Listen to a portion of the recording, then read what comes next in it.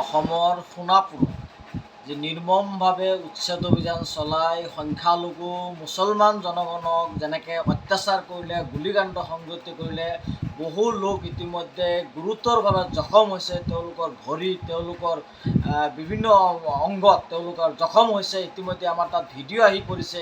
আমি যিহেতু দিল্লীত আছোঁ, গতিকে আমি দিল্লীৰ পৰাই আমি অসমৰ সংবাদ জগত, অসমৰ দল সংগঠন, অসমৰ ৰাইজক আহ্বান জনাইছোঁ যে এইখন হিটলাৰী চৰকাৰৰ বিৰুদ্ধে আমি মাৰ বান্ধি গণতান্ত্ৰিক আন্দোলন কৰিব লাগে।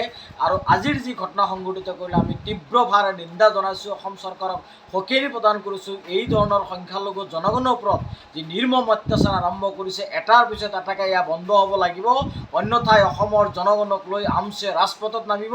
আৰু তাৰ কাৰণে অসম চৰকাৰে এই মুকলি প্ৰত্যাহ্বান অসম চৰকাৰে গ্ৰহণ কৰিব লাগিব।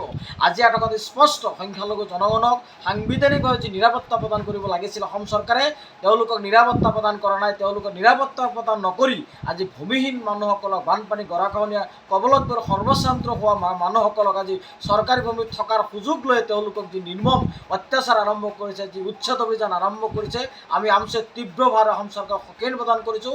আৰু আজি যি গুলীকাণ্ডৰ ফলত যিসকল ক্ষতিগ্ৰস্ত হ'ল, যিসকল আহত হ'বলগীয়া হ'ল, আমি তেওঁলোকক ক্ষতিপূৰণ দাবী জনাইছোঁ। লগতে তেওঁলোকৰ ক্ষেত্ৰত এটা স্পেচিয়েল এটা ইনভেষ্টিগেশ্যন হ'ব লাগে। আমি ভাবোঁ যে গুৱাহাটী উচ্চতম ন্যায়ালয়ে এই ক্ষেত্ৰত নিজাববীয়াকৈ গোচৰ ৰুজু কৰি এই ধৰণৰ অমানৱিক কাণ্ডৰ বিৰুদ্ধে চৰকাৰৰ বিৰুদ্ধে কঠোৰ এটা বাস্তৱসন্মত পদক্ষেপ গ্ৰহণ কৰিব লাগে। আমি আমচুৰ পৰা প্ৰথমতে এই ৰিয়েকশ্যনটো আপোনালোকৰ যাতে প্ৰদান কৰিলোঁ। অসম চৰকাৰৰ হিটলাৰী শাসন চলোৱা হিমন্ত বিশ্ব শৰ্মাক সকীয়ালি প্ৰদান কৰিছোঁ।